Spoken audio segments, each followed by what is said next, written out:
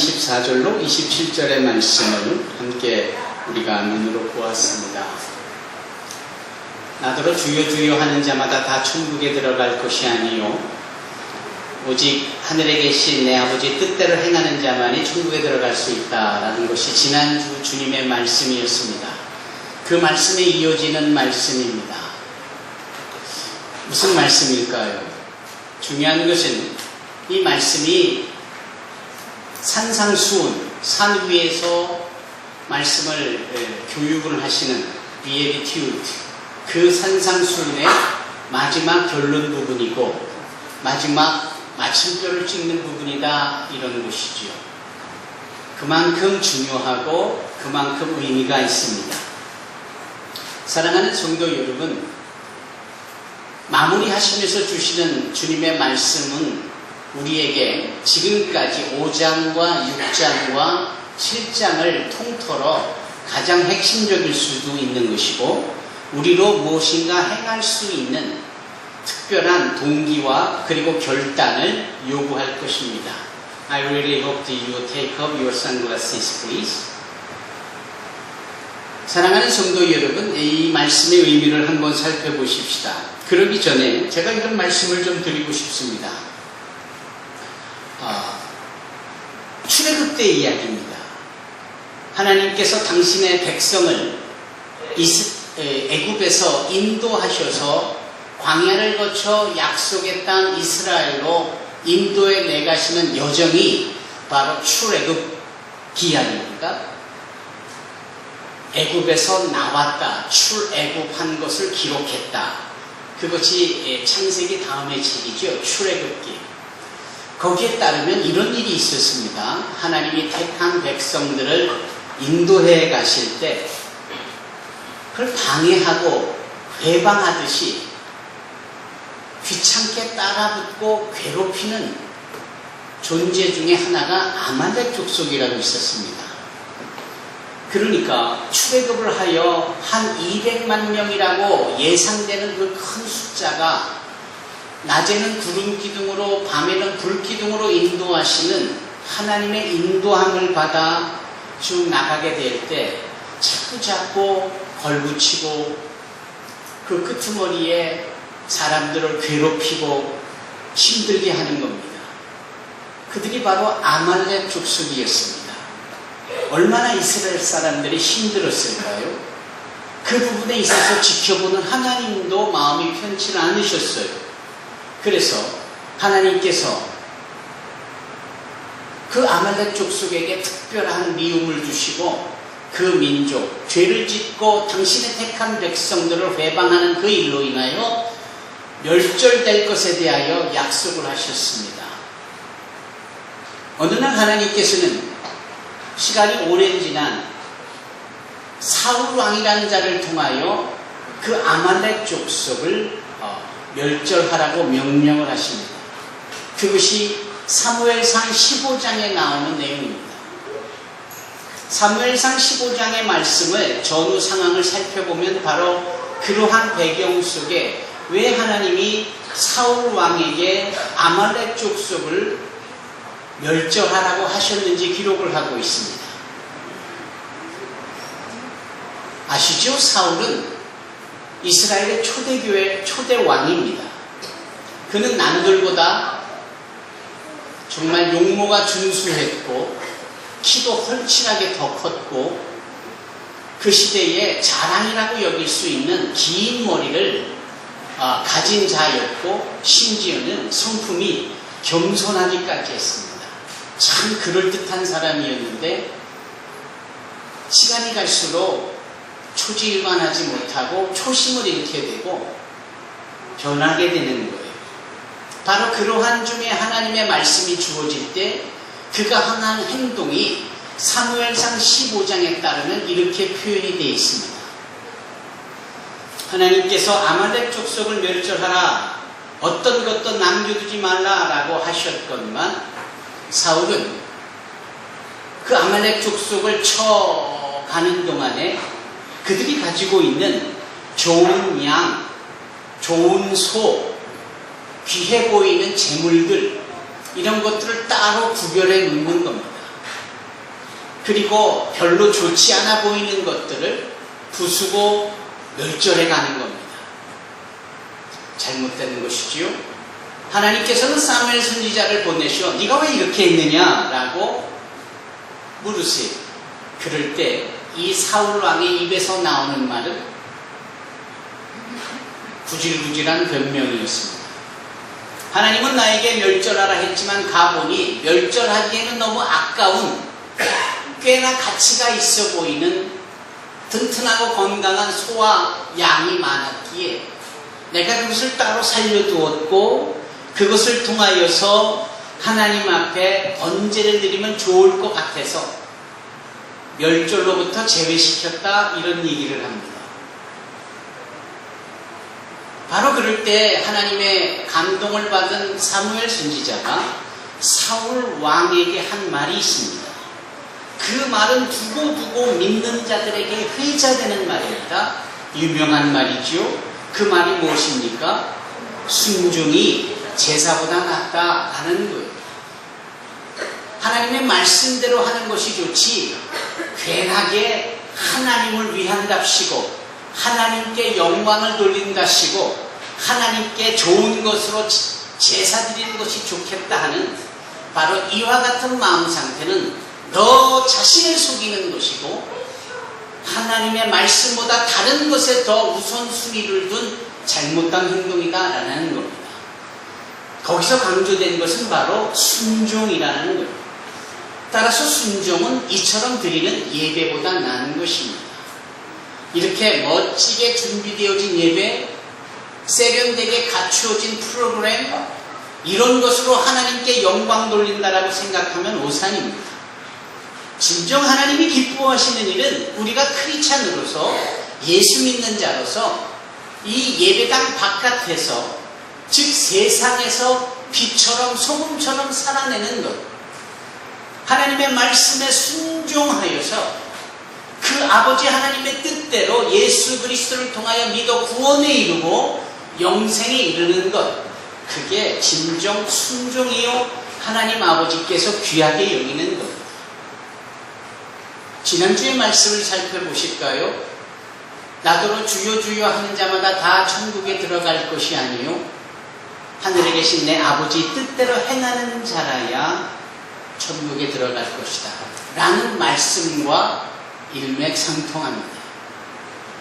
우리가 이 자리에 앉아 있을 쯤에 지난 한 주간에 우리의 세상 속에서의 삶은 어떠했는지, 방학을 맞이한 학생들은 학생으로서 어떻게 살았는지, 휴가 기간이기는 하여도 직장을 다니고 사업장을 경영하는 사람으로서 어떤 크리스찬으로서의 신앙의 걸음을 살았는지, 우리는 그 부분에 있어서 솔직하고 그 부분에 있어서 과연 하나님의 뜻과 오버랩이 되었었는지를 분명하게 확인할 수 있어야 합니다. 그리고 그런 것을 다 뒤로 한 채 정해진 시간에 갖춰진 프로그램의 순서에 함께 했다는 것 하나로 마치 주여 주여 하는 그것으로 천국에 들어갈 수 있다라고 생각하면 오산이다라는, 진정 우리에게 필요한 것은 세상 속에서 하나님의 뜻에 온전히 순종하여 사는 그것입니다. 믿으시면 아멘 하시기 바랍니다. 아멘이라고 고백하는 것은 말도 안 되는 소리를 행하고 무조건 따르라 라고 말하는 그런 차원의 말이 아닙니다. 아멘은 창세기 15장에 아브라함이 하나님의 펼쳐놓은 계획을 확실하게 확신했을 때 그의 입에서 나온 말이 바로 히브리어로 아멘, 믿는다라는 고백입니다. 하나님은 그 믿는다라는 고백 아멘을 귀하게 보셨고 그것으로 의로 여기셨습니다. 그 의로 여기신 아브라함의 신앙은 성경을 관통하며 필요할 때마다 선지자들을 통하여 믿음의 사람들을 통하여 나타내지곤 했습니다. 그 대표적인 것이 하박국 선지자를 통하여 오직 의인은 믿음으로 말미암아 산다라고 한 말씀이, 신약성경의 사도 바울을 통하여서 로마서 1장에 오직 믿음은 의인은 믿음으로 말미암아 산다라는 말씀이요. 정확하게 저자는 누구인지 알 수 없지만 히브리서에도 오직 의인은 믿음으로 말미암아 산다라고 표현하며 우리가 무엇을 믿는지 왜 믿는지에 대하여서 도전하고 있습니다.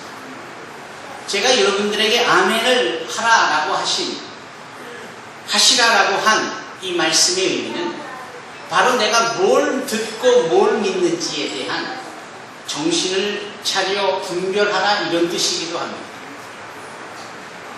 사랑하는 성도 여러분,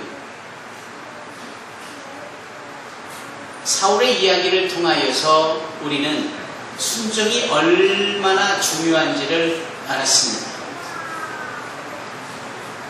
우리 교회는 주일마다 말씀을 하나하나 어느 땐 단어 하나를 붙잡고 몇 줄을 강의하며 고민하며 은혜와 도전을 나누잖아요. 어떤 때는 한 문장 가지고 어떤 때는 한 사건을 가지고 우리가 이 7장을 끝내고 산상수훈을 끝내면 앞으로 몇 주 뒤에는 마태복음 8장을 통하여서 은혜를 나누게 되어질 텐데 그때 등장하는 한 백부장의 이야기가 있습니다. 백부장이라 하면 그 수하에 부하가 100명이 있음을 의미합니다. 부하가 1000명이 있으면 당연히 천부장이겠죠. 이 백부장이라는 사람이 등장하는데 이 사람들은 유대인이 아닙니다. 이 사람들은 로마에서 파견된 로마 국적의 로마 시민권을 가진 로마인들이 바로 백부장입니다. 그 당시 예수님께서 공생의 사역을 행하실 때 이스라엘은 로마의 지배하에 있었습니다. 그러니 로마 입장에서 보면 유대 땅은 여러 팍스 로마나 시대에 즈음하여 자그마한 지배하고 있는 지역에 불과합니다. 그런 지역 사람들이 뭐 그렇게 특별하게 보일 수 있었을까요? 그런 분위기 속에서 한 백부장이 등장을 하는데 이 백부장이 말씀드린 대로 부하가 100명이에요. 100명의 부하 중에 한 부하가 그만 중풍병에 걸려서 꼼짝 못하고 누워 있습니다. 그러면 인간의 상식으로 볼 때 파견된 100명의 군사들의 하나가 병에 걸렸으니 어떻게 될까요? 당연히 백부장의 최선은 로마 본부에 이 상황을 보고하고 그리고 그 한 중풍병에 걸린 부하를 이송해서 소위 치료받게 하면 될 것이고 그 한 병사에 결여되어져 있는 숫자만큼 즉 또 다른 한 명의 군사를 본부로부터 지원을 받으면 상황은 종료됩니다. 그런데 이 백부장은 그렇게 하지 않았죠. 어떻게 했습니까? 식민지하에 있는 유대 땅에 한 사람 예수를 찾아갑니다. 그리고 그 예수님 앞에 무릎을 꿇습니다. 지금 자기가 지배자의 입장에 있는데 지배당하고 있는 사람 앞에 무릎을 꿇는 이 자체도 신비로운 일이에요. 그런데 이 백부장의 입에서 나오는 고백이 뭡니까? 지금 내 부하 중에 하나가 중풍병에 걸려 꼼짝 못하고 있으니 그 중풍병을 치료해달라고 합니다. 예수님께서 깜짝 놀라세요. 신분이 로마 사람이고 통치하고 있는 입장에 있는 사람이고 누구에게나 그러지 않을 텐데 당신 앞에 무릎을 꿇는 이 로마 백부장에게 주님께서는 귀하게 생각하시며 가자라고 치료하겠다라고 말씀을 하세요. 그런데 가장 핵심이 이겁니다. 그런데 이 백부장이 그 예수님께서 다음으로 하시는 말이 정말 중요해요. 아니요, 가실 것 없습니다. 그냥 말씀만 하십시오. 저도 백부장인지라 제 수하에 군사가 100명이 있는데 저들 보고 내가 명령하여 가라 하면 가고 명령하여 오라 하면 옵니다. 나에겐 그런 권세가 있고 저들은 내 권세에 복종할 의무가 있기 때문에 저는 그렇게 했습니다. 그런 것처럼 우리 모두는 당신의 말씀에 순종하고 복종할 의무가 있고 당신은 모든 존재들에게 명령하실 때 그대로 되어질 것에 대한 권세가 있는 분입니다. 그러니 뭘 수고스럽게 그곳까지 가셔서 고쳐주시려 합니까? 이곳에서 그냥 말씀만 하옵소서. 고쳐지라 라고 말씀만 하시면 그 중풍병이 나을 것입니다. 바로 그럴 때 예수께서 놀라야 하시면 내가 유대 땅 전체에 이와 같은 믿음을 본 적이 없다. 이렇게 말씀을 합니다. 예수님께서 믿음에 대하여 칭찬을 하신 첫 번째 사건입니다. 놀랍게도 이방인의 입에서 그 믿음에 칭찬받을 만한 믿음이 표현되어졌다는 것이 참으로 의미 있습니다. 주님께서 그를 칭찬하시고 말씀대로 하시죠. 가라! 네 믿음대로 될지어다. 이 백부장의 논리는 무엇이었습니까? 주여 말씀하소서 우리가 순종하겠습니다. 저도 순종할 것이고 우리 100명의 부하도 순종할 것이고 중풍병에 걸려있는 그 부하 한 명도 순종할 것이고 심지어는 그 중풍병 그 자체도 주여 당신의 말씀에 순종할 것입니다. 말씀만 하옵소서. 그래서 그의 고백은 순종이었지만 주님은 그의 고백을 순종으로만 보시지 않고 믿음으로 보십니다. 그래서 말씀하시는 Go, it will be done as you believe. 가라, 네 믿음대로 될지어다. 이렇게 말씀하신 겁니다. 여러분, 순종은 곧 믿음입니다. 믿음이 있으면 순종할 수 있는 겁니다. 순종하면서도 믿음이 없는 것 아닙니다. 믿음이 없으면서 순종이 이루어질 수 없습니다. 믿음은 곧 순종이고 순종은 곧 믿음입니다. 주님은 그걸 말씀하시는 겁니다. 사랑하는 성도 여러분, 이 믿음에 대하여서 일찍이 주님의 형제라고 여겨졌던 야고보는 너희 믿음을 내게 보여라. 나는 내 행함으로 내 믿음을 너희에게 보일 것이다 라고 고백했습니다. 여러분, 믿음은 말로 떠드는 것이 믿음이 아닙니다. 설교하는 저조차도 제 설교 그 자체가 믿음이 될 수는 없습니다. 제가 여러분들에게 이 말을 했으면 저 역시도 예배당 바깥에서 삶의 공간과 상황 속에서 그 말대로 사는 것이 그것이 진정한 믿음입니다. 여러분들도 여기서 듣는, 그래서 들었다라고 여겨지는 그 말 자체가 믿음이라고 생각하시는 곤란합니다. 그 믿음을 이 예배당을 떠나 세상 가운데 주어진 신분과 형편과 상황 속에 살아가며 행할 때, 적용할 때 그것이 진정한 믿음이 되는 겁니다. 주님은 말씀하세요. 내 말을 듣고 행하는 자라야. 이게 오늘 본문의 말씀에 있잖아요. 그러므로 누구든지 나의 이 말을 듣고 행하는 자는, 이렇게 말씀하지요. 말씀을 듣고 행하는 것, 이게 순종인데, 이 순종이 곧 믿음인데, 이 믿음은 어떻게 완성되느냐? 하나님의 말씀을 듣고 그 말씀대로 행할 때 그게 믿음이요, 그게 순종이 되어진다라는, 주님은 그걸 강조하고 계십니다. 너무나 많은 말씀의 홍수 속에서 살아가고 있습니다. 예전에는 자그마한 교회 어느 시골 먼 곳에서 부흥회를 하거나 예배가 있으면 비바람이 몰아쳐도 그 비를 다 맞아가며 예배당에 나오는 사람들이 많았습니다. 그걸 이렇게도 해석할 수 있을까요? 그 예배당을 떠나서는 다른 곳에서 말씀을 접해볼 기회가 상대적으로 적었었겠다. 지금은 아니죠. 운전을 하면서도 기독교에 대한, 설교에 대한 복음적 방송이 여기저기 많이 있습니다. 집안에 텔레비전을 틀어도 복음과 설교에 대한 방송을 해주는 방송국이 아주 많아서 우리가 선택을 해서 볼 만큼의 기회가 주어지고 있습니다. 한마디로 말씀의 홍수 속에서 삽니다.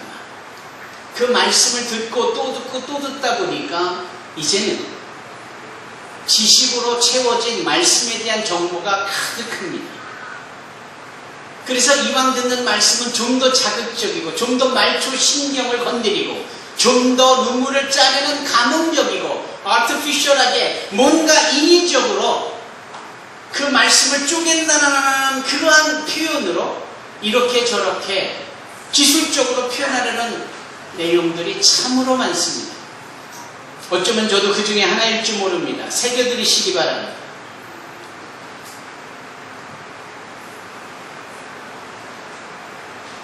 너무 듣는데 익숙해져 있으니까. 그런데 거기서 듣는 것으로만 끝나면 믿음이 될 수 없고 듣는 것으로만 끝나면 순종이 될 수 없는 겁니다. 믿음이 순종이 안 돼 있으면 천국에 갈 수 없습니다. 그것이 주님의 산상수훈의 마지막 가르침. 나더러 주여 주여 하는 자마다 다 천국에 들어갈 것이 아니요 그러므로 누구든지 내 말을 듣고 행하는 자라. 바로 이 부분입니다. 이게 결론 부분입니다. 여러분들은 과연 행하고 계십니까? 야고보 사도가 그 부분을 강조한 겁니다. 나는 내 행함으로 내 믿음을 너희에게 보이겠다. 그럴싸하게 표현하고 설교하는 것, 그럴싸하게 연출되어진 표현들은 아닙니다. 깊이 감동지어 눈물 흘리며 아침에 큐티를 시작했다고 하나 하루의 삶의 공간에서 남을 괴롭히거나 남을 불편케 하거나 화평케 하기는커녕 문제를 일으키는 트러블메이커로 살았다면 아닙니다. 듣기만 들었지 행함이 없는 겁니다. 그래서 오늘 본문의 말씀 끝절에 듣고 행함이 없는 자들은 지혜가 없는 자들이요 저들은 모래 위에 집을 지은 자와 같아서 자그마한 홍수나 비바람이 몰아쳐도 금세 그 사상두각으로 되어진 그 인생의 집이 무너지고 말 것이다 라고 경고하고 있는 겁니다. 사랑하는 성도 여러분, 하나님의 말씀을 들었으면 그 말씀을 들은 대로 행할 수 있어야 합니다. 그것이 주님의 가르침이고 주님의 결론입니다. 정말 중요한 부분입니다.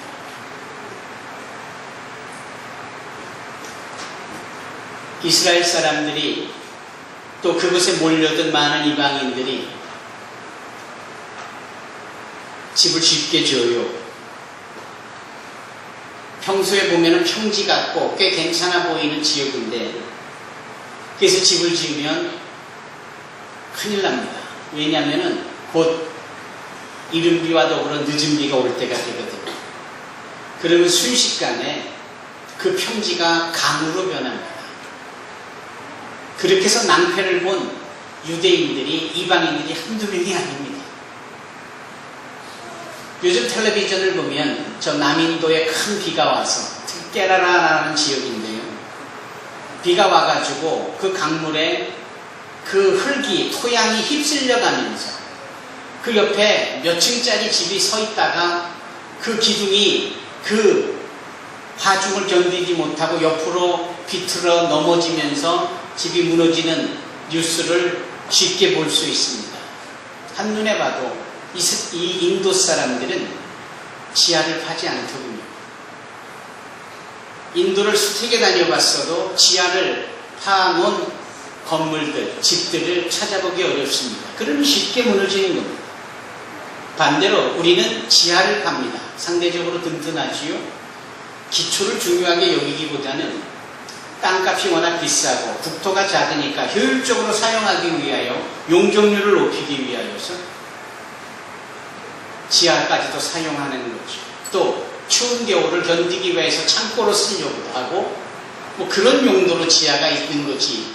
정말 기초를 튼튼하게 여기는 그러한 성숙된 마음에서 온 우리의 주거 문화는 아닙니다. 그것을 근거로 생각해 보자고요. 이스라엘 사람들에게 다시 이야기로 돌아가면 그냥 평지니까 좋아서 뚝딱뚝딱 집을 지어놨는데 불사 비가 오면 큰 강물로 변하고 소중하게 지었던 집이 금세 휩쓸려 가는 겁니다. 이것을 수태게 경험해 본 유대인들에게서는 오늘 본문의 말씀이 뭘 의미하는지를 아는 겁니다. 집이라고 다 집이 아닙니다. 우리가 집을 짓 때 제대로 짓듯이 주님과의 관계에 있어서 신앙생활을 영위할 때 제대로 천국에 들어가기까지 그저 보기 좋은 연출과 포장되어져 있는 주여주여한 그런 차원의 신앙이 아니라 실질적으로 주의 말씀, 그분의 뜻에 순종하고 그 믿는 말씀대로 행하는 이것이 필요한 것이고, 이게 우리 인생의 집을 지을 때 끄떡없이 버텨주는 기초가 됩니다. 바로 이것이 우리에게 절대적으로 필요한 것이라는 사실을 주님께서 말씀하고 계시다라는 겁니다. 우리만이 아니라 인생은 마치 자기에게 주어진 그 인생의 시간 동안 하나의 인생의 집을 짓는 것으로 시인들은 노래하고 그렇게들 이해를 합니다. 사도 바울은 그에 기록한 로마서 3장에 뭐라 합니까?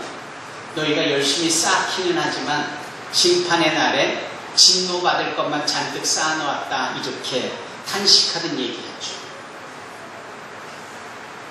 또 하나의 사도 중 유다라는 사도가 있습니다. 가룟 유다가 아니라 동명이인이죠. 그 당시 가장 좋은 이름 중에 하나가 유다입니다. 그 유다가 이런 말을 하잖아. 너희는 너희의 거룩한 믿음 위에 너희를 건축하고, 이런 표현을 씁니다. 지금 어쨌건 우리는 자녀들과 더불어 가정을 세워가고 가족들과 더불어 인생의 집을 짓고 있는 기초가 어찌 되어져 있습니까?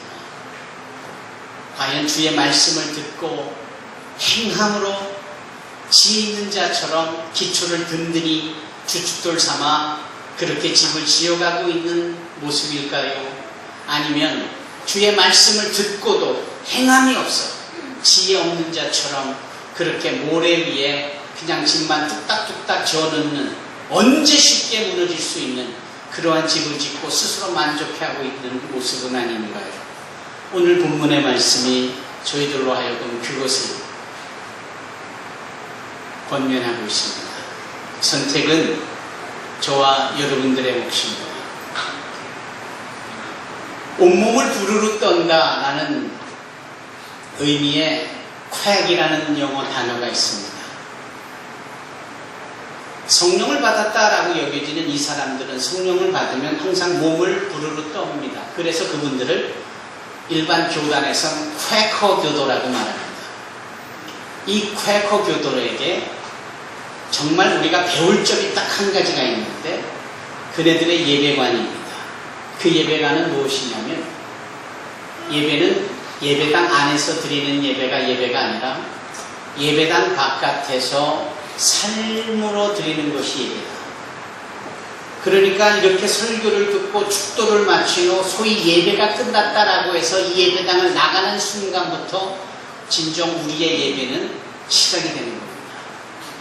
그리고 한 주간의 그 예배가 끝날 때쯤에 다시 이 예배당에 모여 그 예배를 어떻게 드렸는지, 잘 드렸는지, 잘못 드렸는지 평가하고 주님 앞에 맡기고 주님에게 지혜와 위로와 힘을, 능력을 얻고 또 한 번 도전하고자 이 예배당을 나가는 이런 반복이 바로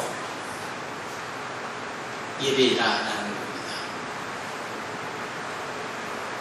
여러분, 우리가 말씀대로 믿고 말씀대로 행하는 자들로서 이 바른 예배관에 대한 깨달음을 얻고 오늘 주님께서 말씀하신 바 듣고 행하는 자가 되어줘서 천국에 들어가고도 남을 만한 자격을 갖춘 자, 그리고 이 세상에 우리가 세워가는 모든 것이 끄떡없이 지탱하고 심판 가운데 구원의 자리에 서는 역사로 나아갈 수 있는 저와 여러분이 되기를 다시 한번 주의 이름으로 축원합니다. 기도하겠습니다.